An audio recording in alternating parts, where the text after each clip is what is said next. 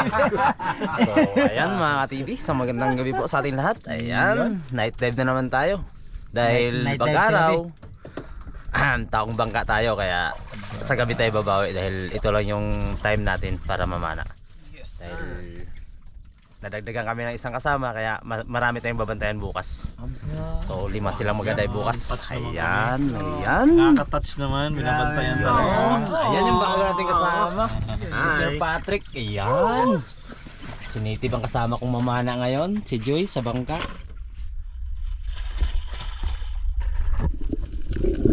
At ito mga TV, pagbaba natin sa bangka ay may nakita tayong isang goldfish at binaba natin.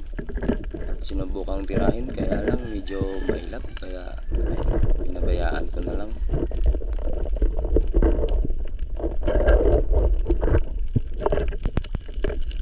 Habang tinitignan ko yung paligid ng bato mga ka-TV, may nakita tayong isang isda na ito nakasiksik lang sa bato at di gumagalaw, kaya ito tinira na natin.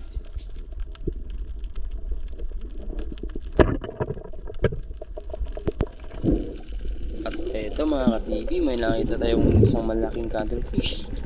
Dali-dali tayong bumaba para kunin ang isdang ito mga ka-TV. Napakaganda ng kulay ng cuttlefish mga ka-TV, lalo na pag tinatamaan siya ng liwanag ng light. Yun, sakto lang cuttlefish natin mga ka-TV.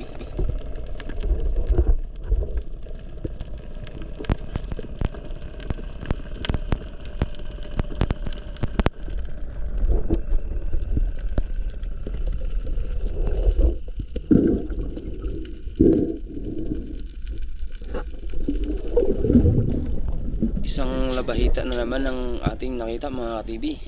Yan, dahil sa medyo may kalakihan ng isda ito, at ito dali-dali tayong bumaba at tirahin ang isdang ito mga ka-TV dahil lagpas 1 kilo ang laki nito. Ito yung kagandahan sa pana kapag may flapper talaga, dahil once na tinira mo yung isda at tumakbo ay hindi ka kakabahan na makawala dahil may flapper.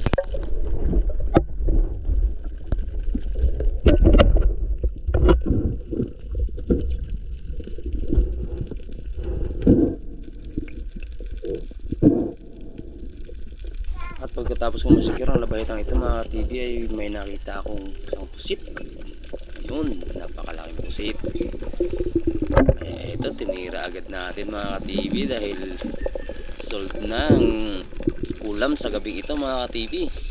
Nag-aabang yung mga kasama sa bangka kung anong mahuli daw natin pag akyat.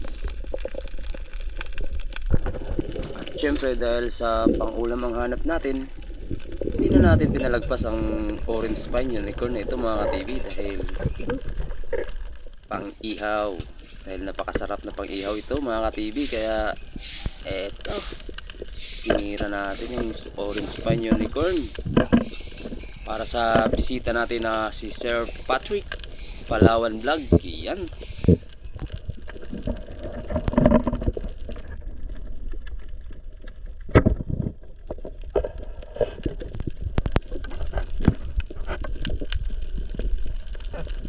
Yan mga TV, at sa tuwing napapana natin yung isda, hindi na natin tinatanggal sa monoline dahil ginagawa na rin natin tuhugan yung monoline natin mga TV.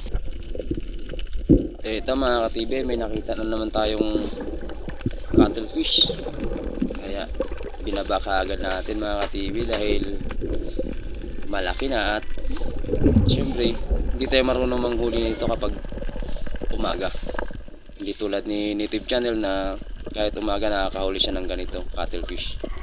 Tayo kasi pag gabi lang, kaya ito pinana na natin mga ka-TV.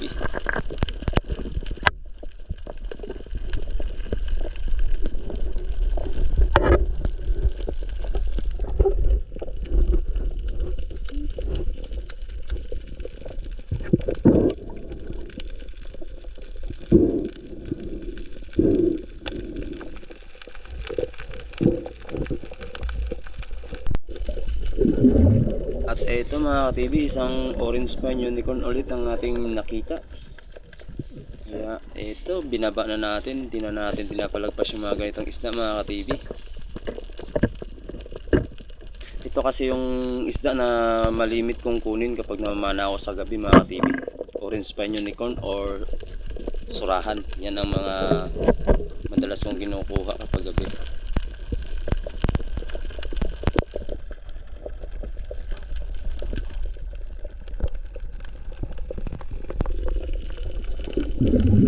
Napakarami talagang orange spine unicorn sa area ito mga ka-TV.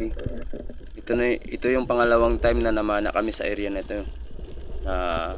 Lobster at orange spine unicorn ang karamihang nahuli namin ni Native Channel sa area na ito mga ka-TV.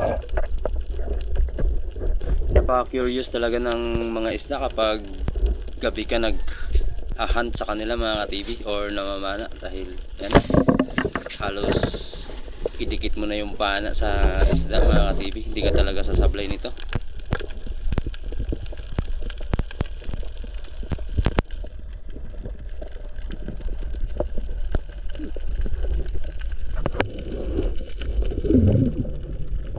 Ito, nakakita naman tayo ng pusit mga ka-TV dahil sa nag-request yung mga taga-bangka na pusit or lobster yung iuwi natin, kaya lang wala tayong nakitang lobster kaya pusit na lang. At pagkatapos ko makuha ang pusit nito mga ka-TV ay umakyat na tayo sa bangka dahil nag-aantay yung mga kasama natin. Ano masabi mo bro, solid nila bro? Native Channel, ayan. Ayun, may ba? Ala, magpapalit na yan ang pangalan ng ano. Paket na si Native Channel mga ka-TV. Uy, meron din ako isa bro. Ayan o. Pushit bro. Meron din ako pushit. May surahan si Native Channel. Ayan. Ito yung pangalawang gabi ng dayo namin mga ka-TV. Mamamana ulit kami ni Native Channel. Kung nung unang gabi mga ka-TV ay puro orange spine unicorn at pusit ang pinapana natin. Pero dito sa area na ito mga ka-TV ay di na pumipili ng isda. Conforme sa makita dahil napakadalang ang isda sa area nito. Hindi tulad nung kagabi na namana kami ni Native Channel ay napakaraming isda talaga.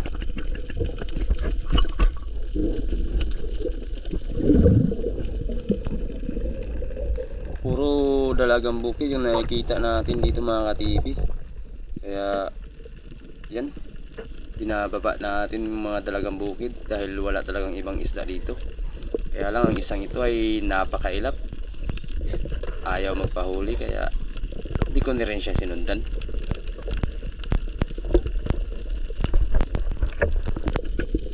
At eto, may nakita akong pusit. At nung binaba ko siya mga ka-TV ay napakailap, halos di ko mapana. Kaya ito, nag-selfie lang sa akin yung pusit mga ka-TV.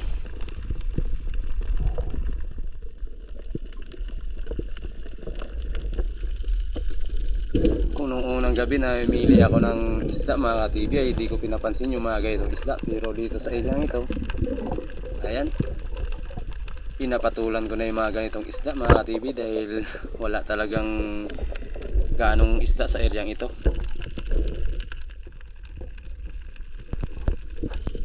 At ito, isang pusit ang aking nakita mga ka-TV. Ayan, napakalaking pusit ito mga ka-TV, kaya sayang kung di ko siya makuha, kaya sinigurado ko siya bago ko siya panain. Ayun, sakpol naman yung pusit natin mga ka-TV, di tulad kanina, di ko tinamaan. Napakarami sana ang pusit sa ilang ito mga ka-TV, kaya lang napakailap yung pusit dito, kaya hindi natin nakuha ang isang ito.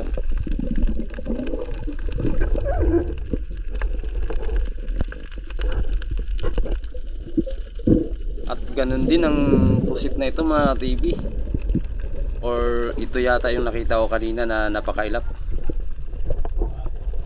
Bigla na lang nawawala yung pusit na ito mga ka-TV. Ginamitan ko pa ng blinker para lang bumalik or lumapit, pero wala talaga. Hindi ko na rin pinalagpas ang goat fish na ito mga ka-TV. Kung nakarang gabi ay binidyohan ko lang siya, pero ngayon papanahin ko na siya mga ka-TV.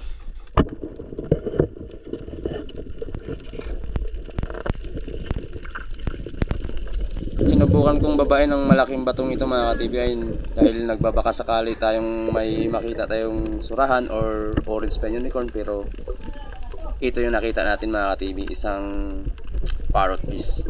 At dahil di tayo namamana ng parrot fish, pinidyohan ko na lang siya, at pagkatapos ay naghanap ako ng isda sa ilalim ng batong ito mga ka-TV. Halos naikot ko na yung batong ito mga ka-TV, pero wala pa rin talaga ako nakitang ibang isda na pwedeng tirahin.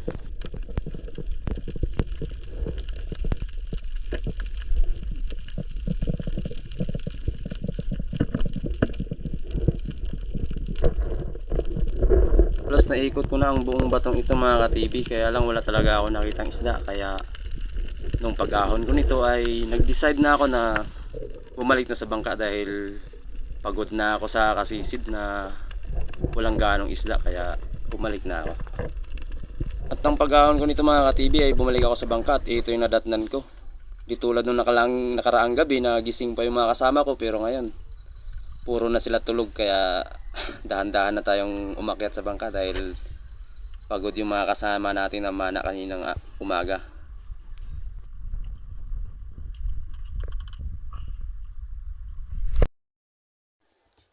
Yan, shout out tayo mga TV, shout out kay Nathan Diparin, Glinda Van Estro ng Australia, at ganun din kay Gerson Bandiola, kay Kuya Bobby TV from Canada, at ganun din kay Iris Ganob, Eduardo Bation from Mindanao, Zamboanga del Norte, at kay Arnaldo Guzom sa patuloy na pagsuporta at panonood sa ating channel. And yan, mabuhay tayong lahat.